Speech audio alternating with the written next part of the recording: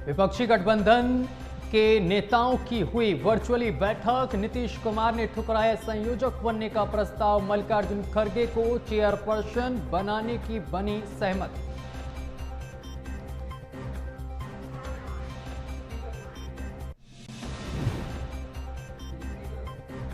अखिलेश यादव ने विपक्षी गठबंधन से बनाई दूरी। अखिलेश यादव बोले, हमें किसी भी परिस्थिति के लिए रहना होगा तैयार। हमने गठबंधन में किया सभी का सम्मान।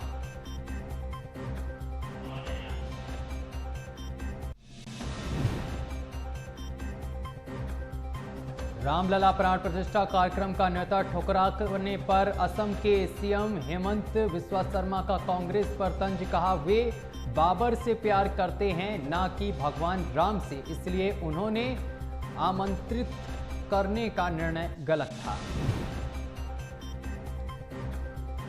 ब्रिटिश उच्चायुक्त जेन मेरियट ने पीओके का किया दौरा। भारत ने जताया विरोध। कहा, भारत की संप्रभुता और क्षेत्रीय अखंडता के उल्लंघन को नहीं किया जा सकता स्वीकार। चीन से लौटते ही आंख दिखाने लगे मालदीव के राष्ट्रपति। कहा, हम छोटे देश हैं लेकिन हमें धमकाने का लाइसेंस किसी को नहीं है।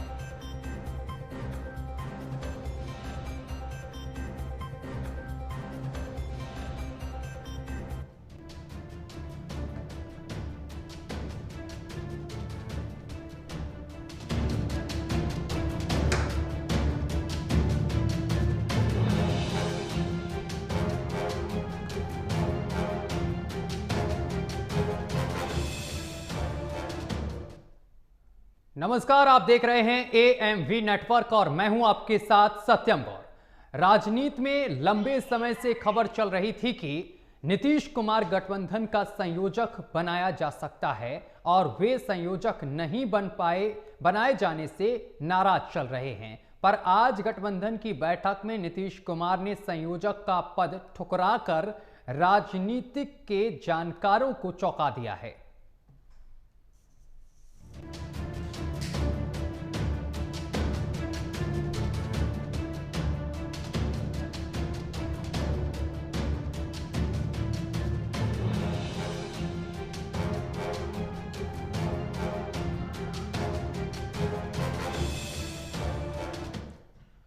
आज विपक्षी गठबंधन के नेताओं ने वर्चुअली बैठक की, जिसमें 9 दलों के वरिष्ठ नेताओं ने शिरकत की। अखिलेश यादव, ममता बनर्जी और उद्धव ठाकरे बैठक में शामिल नहीं हुए। बैठक में नीतीश कुमार को संयोजक बनाने का प्रस्ताव रखा गया, जिसे नीतीश कुमार ने नामंजूर कर दिया। आज इसी पर चर्चा करेंगे, लेकिन चर्चा पर चलने से पहले देखिए हमारी एक खास रिपोर्ट।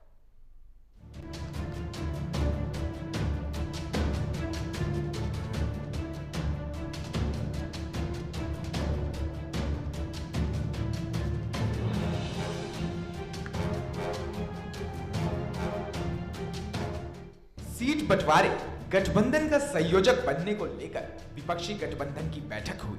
अगर सफलता के लिहाज से देखें तो ये बैठक किसी मुकाम तक नहीं पहुंच सकी।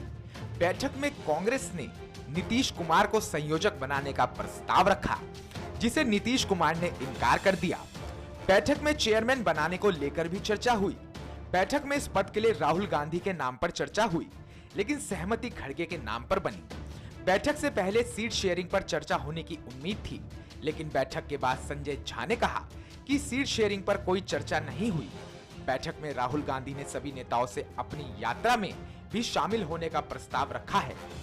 इस वर्चुअल बैठक में कांग्रेस अध्यक्ष मल्लिकार्जुन खड़गे, सोनिया गांधी, राहुल गांधी, एनसीपी चीफ शरद पवार, बिहार के सीएम नीतीश कुमार, भारतीय कम्युनिस्ट पार्टी मार्क्सवादी के नेता सीताराम येचुरी, तमिलनाडु के सीएम और डीएम के चीफ स्टालिन समेत 14 दलों के नेता शामिल हुए।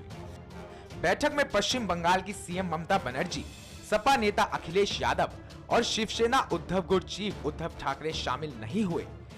बैठक में शामिल नहीं होने पर ममता बनर्जी का कहना था कि उन्हें बैठक की जानकारी देर से मिली और उससे पहले कई कार्यक्रम तय हो चुके थे। बीजेपी से मुकाबला करने के लिए विपक्षी दलों ने गठबंधन बना तो लिया है, लेकिन इस गठबंधन के सामने कई तरह की मुश्किलें सामने आ रही हैं। राजनीतिक जानकारों का कहना है कि गठबंधन के उलझे पेच को देखते हुए नीतीश कुमार ने संयोजक पद लेने से मना कर दिया। AMB report.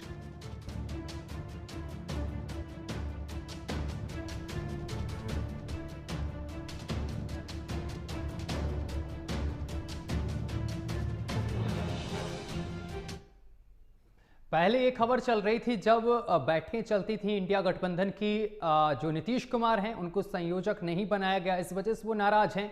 लेकिन आज नीतीश कुमार को इसका ऑफर दिया गया, लेकिन उन्होंने ऑफर ठुकरा दिया। आज इसी पर चर्चा करेंगे। चर्चा में हमारे साथ हमारे सहयोगी तमाम मेहमान जुड़ रहे हैं। परिचय करा दें, डॉक्टर आशीष हांडा जी हैं, नेता बीजेपी हैं। बहुत बहुत स्वागत है आशीष जी आपका। और जेडीयू से मनोज दास जी हैं हमारे साथ, नेता जेडीयू। सर आपका भी बहुत बहुत स्वागत है। और मोहिंदर प्रकाश जी हैं जो कि नेता कांग्रेस हैं। सर आपका भी बहुत बहुत स्वागत है। मैं चर्चा की शुरुआत मनोज दास जी आपके ही साथ करूंगा। मनोज दास जी, अभी तक तो ये खबरें चलती थी, मीडिया में भी चलती थी, तमाम राजनीतिक जो पंडित थे वो भी कहते थे कि नीतीश कुमार नाराज चल रहे हैं क्योंकि उनको संयोजक नहीं बनाया गया। लेकिन आज तो उनको ऑफर मिला और उन्होंने ठुकरा दिया। देखिए सत्यम जी, नीतीश कुमार एक परिपक्व नेता हैं और वो किसी पद की लालसा में कभी नहीं रहते। और उन्होंने पूर्व में भी कहा था कि उन्हें किसी पद की जरूरत नहीं है, वे संयोजक या प्रधानमंत्री पद में उनकी कोई रुचि नहीं है। उनकी रुचि एकमात्र है तो जितने भी विपक्षी संगठन हैं जो भाजपा के खिलाफ विभिन्न राज्यों में चुनाव लड़ती है, उन लोगों को एक करके एक गठबंधन का स्वरूप देने का। और हमें लगता है कि उसमें लगभग उन्होंने 75% 80% सफलता पा ली। अब लोगों को एक मंच पर बैठाने का काम उन्होंने कर दिया। धीरे धीरे ये चल रही है। बहुत तरह की दिक्कतें होती है किसी गठबंधन को शुरुआत के दौर में करने के लिए।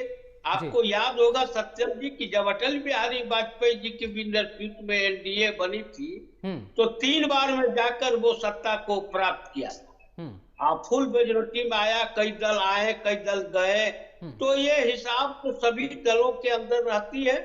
और लेकिन अभी जो स्थिति से चल रही है, लोगों को बैठाने का जिस पर हुआ और जो लोग नहीं भी आए उन लोगों ने भी किसी तरह का कोई बात नहीं कही। आदरणीय ममता जी भी कहा कि मुझे लेट से मिला। अखिलेश जी भी गठबंधन में अपनी कहा कि सब सम्मान करते हैं। हो सकता है कि उनकी कुछ बात हो और उनकी कुछ बात हो तो ये लोग आपस में बैठकर इसका समाधान कर लेंगे, जैसा मुझे ज्ञात हो रहा है। बाकी देखिए राजनीति सत्यम जी संभावनाओं का खेल होता है। कब कौन कहां किसके साथ चला आएगा इसको कहा नहीं जा सकता है। इसलिए लेकिन अब इसके कारण हम गठबंधन की बैठक छोड़ दें, गठबंधन के बातों को छोड़ दें, नेताओं से बात करना छोड़ दें, ये कहीं से उचित नहीं है। और नीतीश कुमार जी एकमात्र उनको एकजुट करने में ही उनकी भूमिका है और उसी में वो लगे हुए। ठीक है मोहिंदर प्रकाश जी, आप एक सेकंड। आशीष जी मैं आऊंगा आपके पास, मोहिंदर जी के पास जाना बहुत जरूरी है। मोहिंदर प्रकाश जी, आज बैठक हुई, वर्चुअल बैठक हुई, जो चीज सामने निकल कर आई वो तो आश्चर्यजनक है। तमाम लोग सोच में पड़े हुए हैं कि नीतीश कुमार ने इतने बड़े ऑफर को ठुकरा क्यों दिया, क्योंकि इसको लेकर पहले बहुत अंदर खाने से खबरें आ रही थी कि नीतीश कुमार नाराज हैं पार्टी से, लेकिन अब उन्होंने ऑफर को ठुकरा दिया। इसको आप पॉजिटिव वे में देख रहे हैं या फिर निगेटिव वे में देख रहे हैं? क्योंकि ये नीतीश कुमार हैं, बीजेपी के साथ थे, जैसे ही सीट पर खतरा देखा जेडीयू के पास पहुंच गए और पाला बदलने में माहिर भी हैं।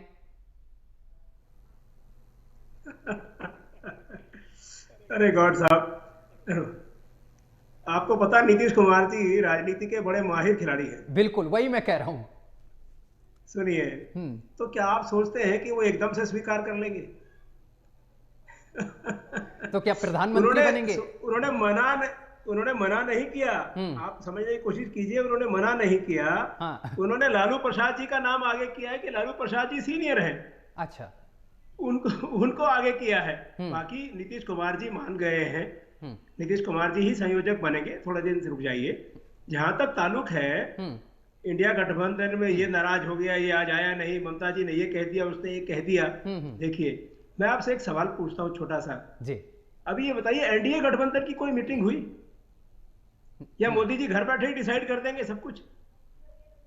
इंडिया गठबंधन इतना लोकतांत्रिक है कि आपको सारी खबरें दिखाता है। आप हमारे बारे में कुछ भी सवाल पूछ सकते हैं, लेकिन अगर एनडीए गठबंधन के बारे में कोई सवाल किसी स्टूडियो में किसी चैनल ने, किसी चैनल के अधिवक्ता ने पूछा, वहां तो आपको मुंह पे ऊपर वो लग जाते हैं ताले। हमारे ये हांडा साहब हैं, देखिए अभी खूब बड़ा लेक्चर देंगे और घूम फिर के राम पर आ जाएंगे। जो मैं कहना चाहता हूं कि लोकतांत्रिक व्यवस्थाओं में हर आदमी को अपने विचार रखने का हक है, और विचारों की सहमति स्वीकार हो चुकी, एक मत हो चुके कि हमें मोदी जी के लोकतंत्र के जो ये हत्या कर रहे हैं, इनको हमें हटाना है। इस एक मंत्र के पीछे सारे खड़े हैं। आपस में क्या बातचीत कब होगी, कैसे होगी, ये सब प्रोसेस है, चलती रहेगी। इंडिया की क्रिकेट टीम खेलती है ना, मोहिंदर प्रकाश कितने अंदाजे लगते हैं। इतना तो मैं कह सकता हूं, मोहिंदर प्रकाश जी, इतना तो मैं दावे के साथ कह सकता हूं कि नीतीश कुमार कभी घाटे की सौदा नहीं करते हैं। कहीं ना कहीं आपको नुकसान उठाना पड़ेगा, चाहे सीट शेयरिंग में ऊपर नीचे हो सकता है बिहार में। तो प्रधानमंत्री बनना या देश की प्रधानमंत्री की लाइन में आना, संभावितों की सूची में आना, क्या घाटे का सौदा है? क्या ये घाटे का सौदा है?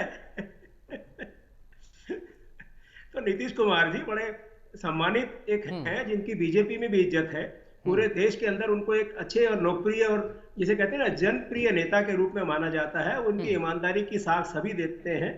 तो इसलिए नीतीश कुमार जी के ऊपर कोई भी संशय या कोई भी चीज करने का कोई किसी को राइट नहीं है।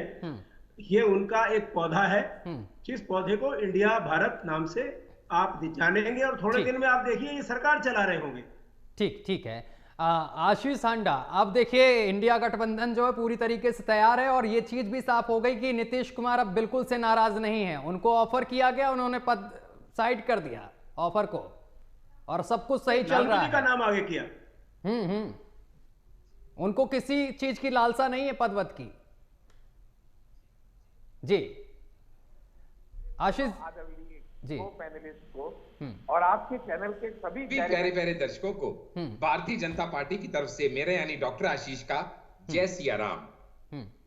सत्यम जी, आज बड़ी इंटरेस्टिंग डिबेट है, क्योंकि इतना आनंद आ रहा है आज ये दोनों मनोज जी का और महेंद्र जी का जो वक्तव्य सुन के, कि थोड़े दिन पहले तक जो सभी कहा करते थे मैं संयोजक, आज हर कोई ये कहने पे लगा हुआ है तू बन जा संयोजक, तू बन जा संयोजक।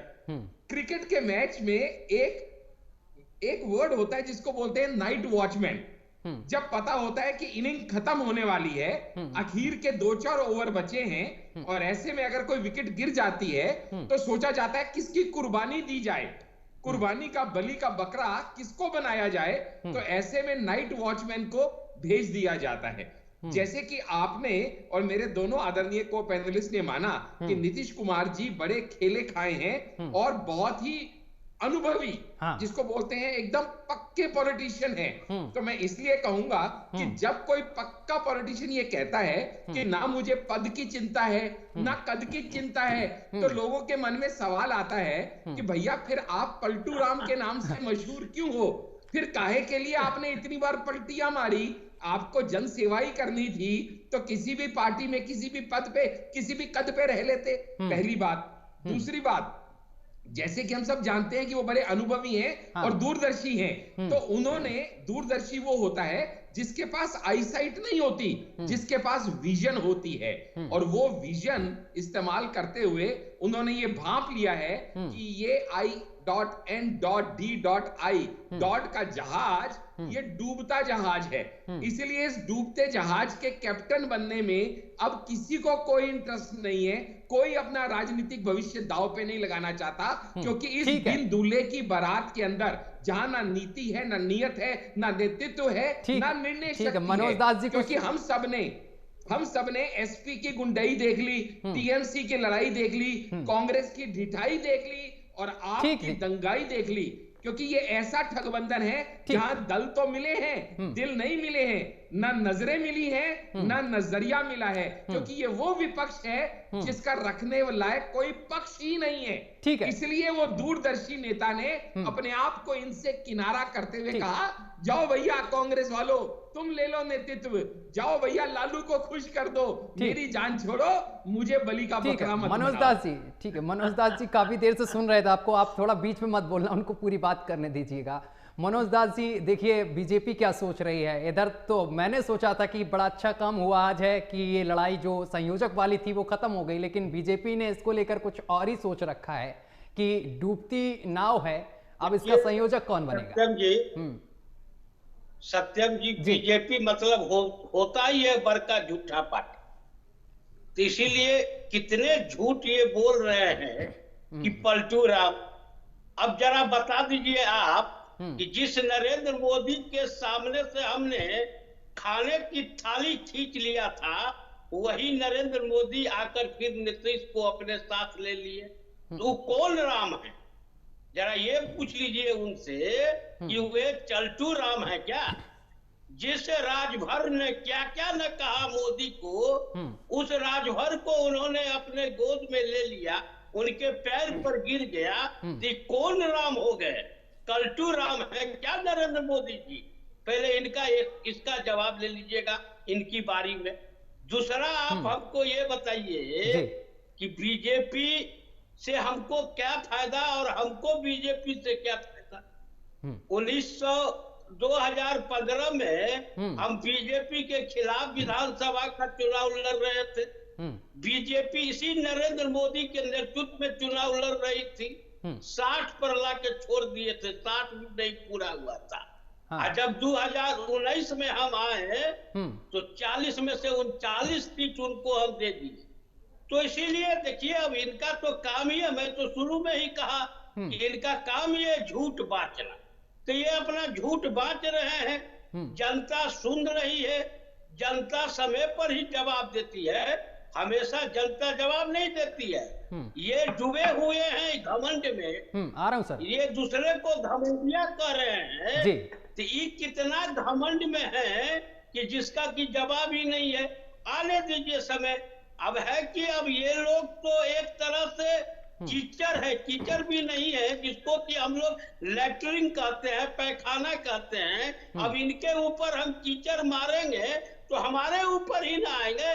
अब क्योंकि ये समझ रहे हैं कि नीतीश कुमार इतने बड़े दूरदर्शी हैं कि कांग्रेस को कहा कि ले लो भैया, जिस समय नीतीश कुमार जी इसको अपोज कर रहे थे, छोड़ रहे थे, तो इसके लिए दूसरे नेता की नाम कर रहे थे, तो ये हांडा साहब को फोन किए थे कि हांडा जी मुझे ऑफर मिला है, मैं छोड़ रहा हूं।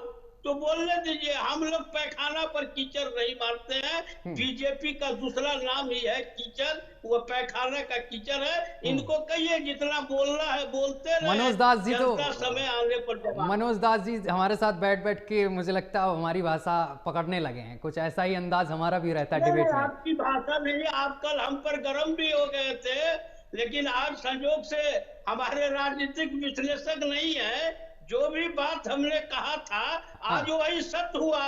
लोग, पुलिस हमारी पकड़ी हुई थी, हम उस बच्ची के होश में आने का इंतजार कर रहे थे। और दुर्भाग्य है, आपके चैनल के माध्यम से हम जरूर लोगों से कहना चाहेंगे कि ये वही व्यक्ति ने एक 75 साल की बूढ़ी के साथ गलत काम कर दिया था, लोगों ने उसको पुलिस में नहीं दिया। इसी बच्ची के साथ 2 बार 3 बार वो छेड़खानी कर चुका है, लेकिन उसके माता पिता पुलिस को नहीं बताए।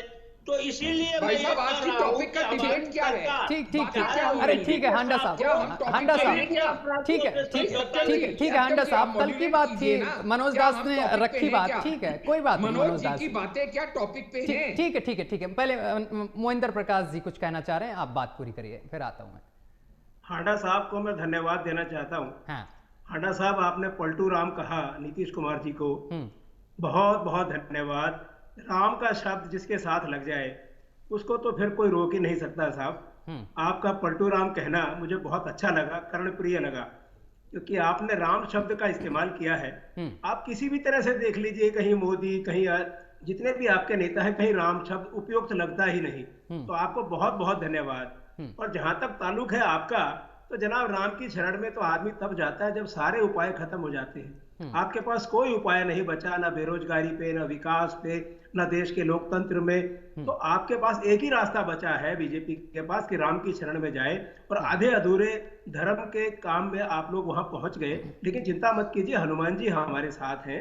हम हनुमान जी को यथा समय पर भगवान राम को लेकर आएंगे और भव्य मंदिर के साथ जब भवन निर्माण होगा वहां पर हम पूरा कार्यक्रम करेंगे। आपको भी बुलाएंगे और मठाधीश जो हमारे चारों तीर्थ के हैं शंकराचार्य, उनके हाथों से ये कार्यक्रम होगा। नंबर 2, देखिए मैंने हंडा जी एक आपसे सवाल पूछा है, बहुत ही छोटा सा सवाल पूछा है। आपका भी तो एक एनडीए गठबंधन है 42 पार्टियों का, उसकी कोई मीटिंग कोई खबर तो बताओ यार। कोई बात ही नहीं करता, तुम नाम ही नहीं बताते तुम्हारे साथ कौन है यार। वो जो शिवसेना का एक फैक्शन तोड़ा हुआ है, एक एनसीपी का फैक्शन तोड़ा हुआ है, उसके अलावा कौन है तुम्हारे साथ? कोई हिंदुस्तान में तुम्हारे साथ नहीं है भाई। आप अकेले खड़े हो, टीवी चैनल, आपका ईडी, आपका सीबीआई, यही आपके साथ है। हाँ, आपने जितनी भी सेना ईडी की भेजनी है इलेक्शन से पहले भेज लो यार। जिस दिन इसी का इलेक्शन का वो निकल जाएगा नोटिफिकेशन, ये ईडी के अफसर जिनकी अब पिटाई भी होने लगी है, हालांकि मैं उसे ठीक नहीं मानता, क्योंकि सरकारी अफसर बेचारा अपना काम करता है जो अपना आका सिर पे बैठा हो। आज वो हमें पकड़ने आ रहे हैं, कल को वो आपको पकड़ने आएंगे, तो उसकी मुझे चिंता नहीं। लेकिन आपका जो एनडीए है भाई, वो भिंडी बाजार है या वो अकेला मोदी बाजार है, जरा उसका भी तो कुछ बताइए। ठीक है, जवाब ले लेता हूं। पता ही नहीं है कुछ। ठीक है हांडा साहब, जवाब हमारा ज्ञानवर्धन कीजिए। ठीक है हांडा साहब। जी पहली बात तो मैं मोहिंदर जी को एक बहुत ही लर्नेड व्यक्ति मानते हुए उनकी हर बात को बड़े ध्यान से समझता हूं, और आज बड़े दिनों बाद मौका मिला उनसे दो हाथ करने का। लेकिन एक बड़ी विचित्र बात जो मुझे आज उनकी लगी वो ये है कि वो अपनी बस्ती में आग लगी उसको बुझाने की बजाय हमारी तरफ इतनी चिंता कर रहे हैं, जबकि उनको ये भली भांति पता है, because he is a very learned person, कि पिछले इलेक्शन में भी 303 सीटें हमारी थी, सिर्फ बीजेपी की, एनडीए की नहीं। इस बार तो 400 पार का नारा है हमारा, और कांग्रेस की 52 थी। क्या इस बार एनडीए 5 सीटें बताइए लाएगी कांग्रेस? इसलिए पूछ रहा हूं, बीच में नहीं मोहिंदर जी, अब बड़े लर्नेड बताइए एनडीए, बीच में नहीं प्लीज, रिक्वेस्ट है आपसे, बहुत रिक्वेस्ट है आपसे। क्या है ना, इसलिए मैं पूछ रहा हूं क्योंकि इस बार क्या है कि जब पिछली बार 400, 350 से 400 सीटों पे औसतन कांग्रेस लड़ती है, तब जाके उनकी 52 सीटें आई थी। इस बार जो इनके साथी हैं, जो उनका रुतबा, रुआब और जो उनके आसार दिख रहे हैं, मुझे नहीं लगता 200 सीटों पे भी कांग्रेस को इस बार लड़ने का मौका मिलेगा। क्योंकि आप देखिएगा, इनकी प्रिय ममता दीदी इनको क्लियर कह चुकी हैं, भैया 5% तुम्हारा वोट शेयर है, 2 सीटों से ऊपर तुम्हें दूंगी नहीं। अखिलेश बाबू 2 सीटों से ऊपर देने को राजी नहीं। एनडीए, अरविंद केजरीवाल 13 की 13 पंजाब में सब लड़ने को तैयार है, इनको कोई पूछता नहीं। अब समझ में ये नहीं आ रहा, को लेकर जवाब दे दीजिए हांडा साहब, बार बार कह रहे हैं मोहिंदर जी। जी मैं वो भी दे देता हूं, वो दीजिए।